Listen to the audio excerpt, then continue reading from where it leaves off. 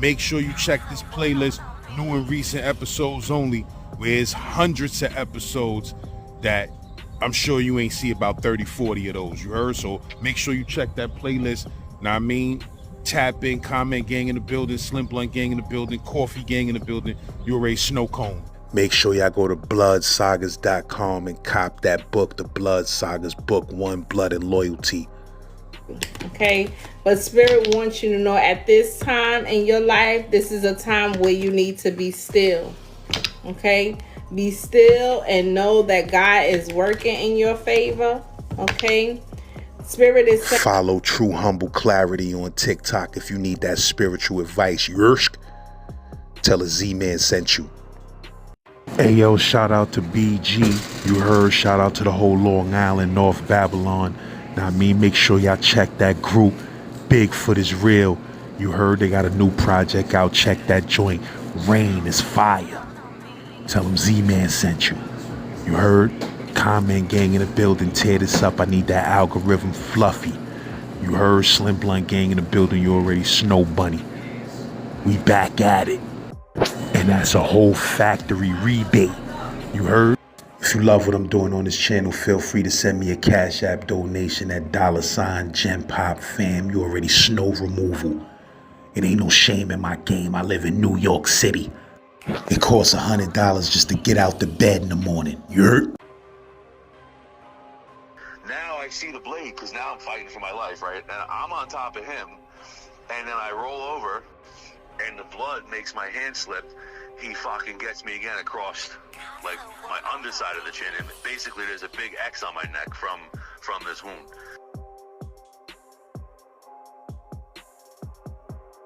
But basically, so 93 I graduate high school, and back in the 90s, you know, the hip hop was blending, all the cultures were merging, bro. Like, you'd be in a club and, you know, Black Sheep comes on and the whole club's wild. Or Brand Nubian punk step up to get beat down and you want to go out and fight, you know, but there was no black, white shit. Everybody was kind of, all the hoods on Long Island, Wyandanch, North Babylon, Riverhead, Central Islip, these places were blended. Even now, Deer Park where I'm at is a completely mixed neighborhood, bro. You run up and down the block and it's all the same middle-class families all trying to earn a buck and live a life. There are worse parts in certain spots, like there's a lot of MS-13 enclaves out here, and the funny thing is it's out by the fucking Fed building too, where they're at. But everybody was kind of like going, we would go from Long Island out into the city. So the Limelight was it, bro. The Tunnel was it. USA was it. Webster Hall. So at 18, I was a monster, bro. I had a full scholarship. I was jacked. I mean, I'm big now, but I was at 18. I was like a bodybuilder, you know? So this one night, we go to the Limelight. We used to go there all the time. You couldn't get in this place unless you were with 4 or 5 women or you were on the list. You could be a fruit cup tranny man, and you walk right in, though, you know? But, so my people were all from G1, Med, Scene, all these graffiti writers were how we got into the Limelight. That was our clique. And my boy G1 was very, very close with Scene and all these dudes. So one night we go there to party. It's a Thursday, and I'm not working that night. So we all took double barrel mescaline hits, bro. It was like an acid, except, you know, meth. So we're partying all night, and you would come out of the Limelight at 4 in the morning. And there'd be 4,000 or 5,000 people in the street at, like, you know, 4 or 5, and then everyone would go to an after hours, and you wouldn't walk out of that after hours until like 2 o'clock the next day, bro. So it's pitch black the whole night, you know, raving out, and then boom, you're out in the day, broad daylight. So we get out of the club, and it's like 4 in the morning, and there was a bum there. His name was Lips, and he had a circus monkey with him, and he was always on 20th Street and 6th Avenue, right by Lemon Lime Cafe, which that bodega is still there to this day. In fact, the documentary I'm shooting about my network of people, I have a scene. It's Rohan Marley, myself, another rapper that I'm talking to, and the guy that saved my life. And I recount, you know, what happened. So we come out of the club, and these Latin kings are mugging this bum Lips, bro, over the fucking styrofoam cup of money and quarters. But really, it was bigger than that, because this guy, and he's the guy that owned all these clubs. He was a Canadian Jew who had a huge ecstasy ring. And basically, if we caught you in the club, whether it was Tunnel, Limelight, whatever, we would just rob your shit and then give it to our house dealers. Bro, we had cops on payroll. They would tell us when they were coming to raid, Ninja Turtles are in there like you're in fucking Sing Sing, bro. And we would have shit stuffed in the walls that they would find on purpose so that they wouldn't come bust anybody else. What it was the Latin Kings and these other groups were trying to move in on a territory. Now, you gotta understand, back then, from Harlem, you had Purple Rain, Crazy Eddie Dust. You remember there was a rapper reggae guy, his name was the Mad Stuntman. He had that song like to Move It, Move It. These guys were bringing in fucking stars like that to perform, and every dealer in the hood would be trying to come to these clubs, bro. And at the time, bro, this one guy was selling pre-rolls. No one ever did that in the 90s, but this guy did. He was making thousands a night, bro. You could buy like books of acid in Washington Park and triple the price in this club. You know, I mean, there are horror stories in this club, bro. Talking about the Limelight? Yeah, bro. The Limelight used to be a satanic church back in the days or something like that, right? Fuck, yeah, yep. It's still a church to this day, but now it's an art gallery. So we come out of the Limelight, right? And this guy who's mugging this bum, my boy Chris Doyle, breaks it up. And I watch this guy like throws his fist past, but he missed. So I grabbed my boy Chris, and I literally, bro, Laz, I got my black belt that week. I'm 18, I'm jacked like a monster. I roundhouse kicked this guy. He falls down like he's out cold. But he was street, and I wasn't, bro. So I picked my man up, and I turned my back to him, and he hopped on me from the back, from the middle of my skull, right down to my chin. You know those orange box cutters where the blades break off? Yeah. Like an X-Acto knife. That's what he got me with. Now, I don't know I'm cut yet, right? I just felt something. And because it's that thin, but I'm split wide open. So now my man's looking at me, and the bum lips that we saved, he's staring at my neck, bro. And now every time I'm breathing, the blood is spurting. This guy comes at me again. I kick him, we fall to the ground. Now I see the blade, because now I'm fighting for my life, right? And I'm on top of him. And then I roll over, because he rolled me over. And now just picture like both of my hands like on a diamond shape trying to push his arm back. And the blood makes my hand slip. He fucking gets me again across like my underside of the chin. And basically there's a big X on my neck from this wound. So now I go to stand up and I'm starting to pass out. And bro, the bouncer's this guy's face was flat, bro. Dead on arrival at St. Vincent's Hospital, right? What happened was my boy Bobby, who was with me, he was a guy from Long Island, Copeg, but he was in and out of the state pen. That's how him and G1 met, was from Kaksaki. And you know, when you're way upstate, you come back down, they bring you down, you know, bro, they bring you back down until you get released, you know? So my boy Bobby met G1 in Kaksaki.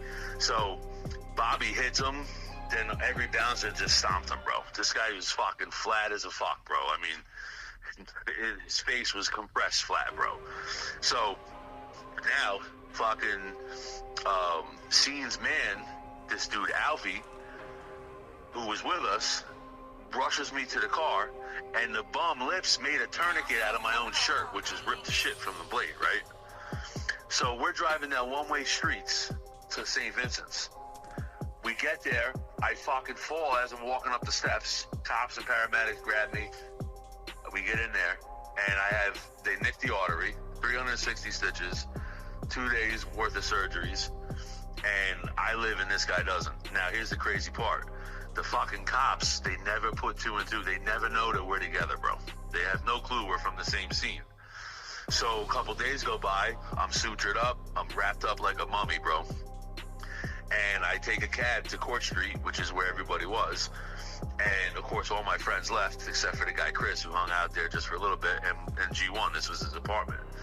Now, back on Long Island, all the rumors are spread. My brother and sister, they're in high school, they're graduating that year, and they're hearing that I'm dead, bro.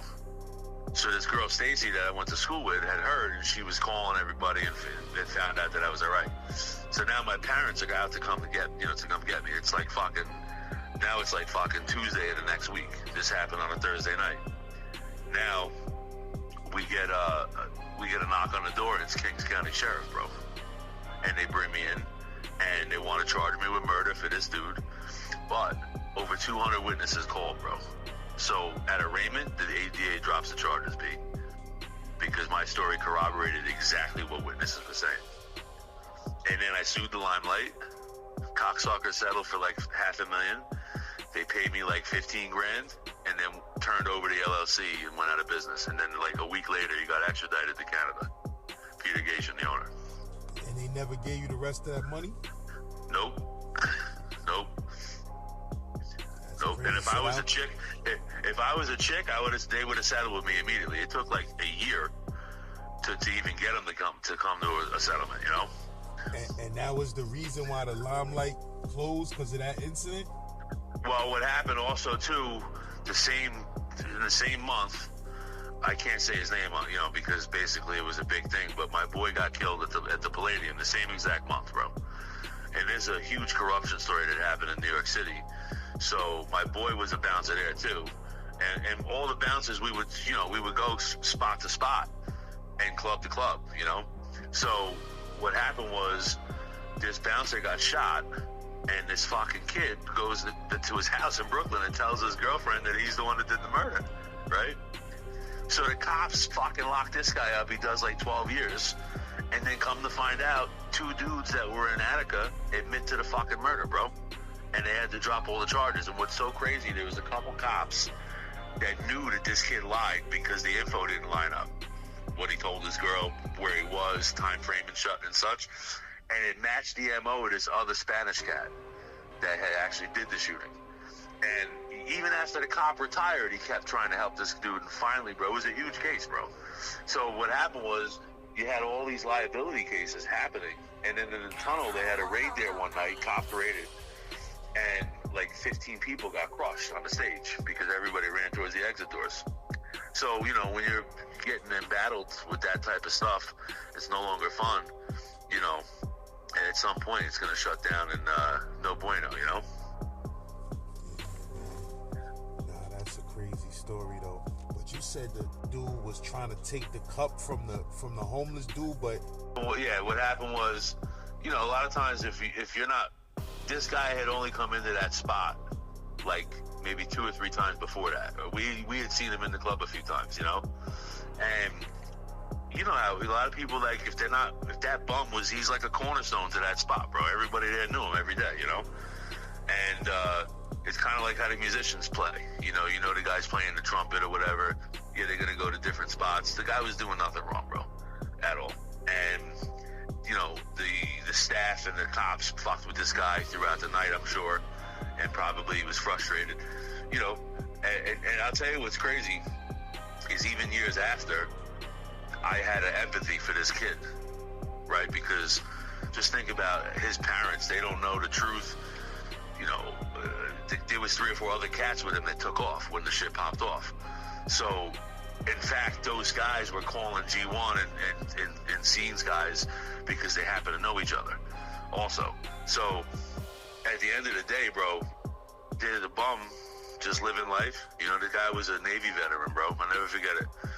And you think to yourself, man, how does someone go from the pinnacle of life to just destitute? And a lot of it's decision making, you know, and some people just give up.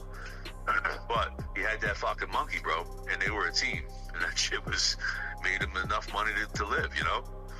So that's why my friend Chris got involved, because at the end of the day, bro, everybody has to have their equal pace and space, you know? How old was that kid? The one that cut me? Yeah. I would say probably 30s, you know? And you said he cut you twice with the box cutter? Yeah. Yeah, man. A lot of people don't be thinking that box cutters is dangerous enough to kill you, but they are. Yeah, bro. That carotid artery, bro, it was nicked. It wasn't split, because then I wouldn't even be here. But it was to where every time my blood pressure would rise or I would breathe out, it was spurting, bro. But hey, that bum knew enough to make a tourniquet. That shit was impressive. You know? And then I was telling you about with gunplay, right? One night I was doing a show with Ross, And he didn't show up, of course. That was like the big scam. You know, the promoter put somebody big on the fucking flyer, and the guy never shows up, right? So it's me, Torch, Jeter, Gunplay, a couple security guys, and then this crew called Specialists that were part of Torch's crew. And my man Kair had a camera. He had a little Nikon, and I was shooting shit with DJ CeeLo. So when he gives me the camera, the dust cap is missing. And I tell him as soon as I see it, because this is not my camera. The whole night goes on. We get out of the club, and I'm walking across the street, and CeeLo from Hot 97 and me were sipping on a Hennessy, and I'm interviewing him. And the dude Kair is like, yo, we need the camera, let's go, blah, blah, blah. I'm like, hold on, we're screaming and yelling, but not like in the heat of a fight. Just because it's loud, there's people come out of the club. So he walks over like he's a tough guy, bro. And this is someone I know. Like, no reason to act out. It's just the camera, bro, you know? So Torch is sitting in the Suburban in the passenger side. And Ed Lou, who is Torch's manager, is outside. And now he's mediating between me and Kair. Gunplay's in the back of the truck, but I don't know he's in there. So now my back's to the truck. Like, if Torch is in the passenger side, my back's up against his window, right? And me and Kair are talking, and I purposely do that. Whenever I go somewhere public, because of the cutting that happened, everywhere I go, I have a direct line to everything around me. It's almost always using like a 90-degree angle to my advantage. If you're in a bar, bro, and you go to that corner, you're not going to get tromped because that 90 protects you. Only 2 or 3 people can get that close in that corner, you understand? So I position myself up against the truck just in case, because, I could fucking duck and move. I could smack him into the truck, plus it's tight. It's 27th Street. It's not a wide street. So you got traffic of one way coming with these cabs. So now me and him are escalating, arguing. Ed Lou's trying to calm it down. And then out of nowhere, bro, I get sucker punched. And it's Gunplay. I don't know it's him yet. That's what happened. So now we square off. He hits me again. The camera falls and busts all over the place, right? And now this cab is coming right at us. So I had to like roll backwards over the hood of the Suburban to fucking avoid getting hit by this cab. And when that happened, either the wheel of the car run my ankle over, or Jeter ran over my foot when I was on the ground and slammed fucking Gunplay right into the truck, bro. Whooped his ass, bro. So Gunplay says he thought I was security acting out to his men. At the end of the day, bro, I think it was a setup. I can't prove that, but I had just been in the 600 Benz video, and Ross asked for me specifically because I had a Masonic regalia and shit on. And that same night, bro, we went to Paradise Theater, and we're on stage in front of like 8,000 people, bro. It was fucking awesome. Bro, that stage presence is exhilarating, when the crowd rushes there. So anyway, after that, we made up and whatnot. We threatened each other a few times. I told him, I was like, I'll send 100 Hells Angels down to Florida. He's like, I'll come up there with my boys and AK you. Like, whatever, bro. It's all good, But now we're all right. Bigfoot is Real is a conglomerate. Basically, anybody can be in it. In other words, instead of it being Bigfoot is Real featuring Smooth the Hustler, it's Bigfoot is Real and Smooth the Hustler. In other words, I have Joel Ortiz, I got Crooked Eye we're doing, I have a Damian Marley joint coming soon. So what I'm doing is I'm using the hip-hop connection to give me the validation to get to radio. Now, but we do rock, we do EDM, we do reggaeton. And bro, do you see the videos I'm creating? I'm directing those myself, bro. I got sick of waiting on people, bro. Yeah, I ain't because gonna everybody's lie to you, that pain joint was stuck in my head all day. That shit was getting me mad. Straight up. Yeah. I mean, the rain joint. Yeah, bro. It's shit is crazy. And so what happened was, the day I played Ross's Bodyguard in 600 Benz, that's Wale and Jadakiss track, I stopped rapping, bro. This is before me and you met. I tell people I took the ego out of the rapper that day, and that's when I launched Star Force Hip Hop. Was the next day, bro. And it just exploded because people want to be involved when they see that you're trying to help a certain area of music stay relevant or give people a platform. You always got to give more to receive less, you know what I mean? That's why you're successful now, bro, because you fucking grinded for years and now you deserve this, you feel me? LAZ, man, I took a month off with this YouTube stuff. You heard? To handle business that I gotta handle. But if you're missing the content and you need some episodes, make sure you check this playlist, new and recent episodes only, where it's hundreds of episodes that I'm sure you ain't see about 30, 40 of those, you heard? So make sure you check that playlist. Now I mean, tap in, comment gang in the building, Slim Blunt gang in the building, Coffee gang in the building, you already snow cone. Make sure y'all go to bloodsagas.com and cop that book, The Blood Sagas, Book 1, Blood and Loyalty. Okay, but Spirit wants you to know at this time in your life, this is a time where you need to be still. Okay, be still and know that God is working in your favor. Okay, Spirit is follow True Humble Clarity on TikTok if you need that spiritual advice. Yersk, tell a Z-Man sent you.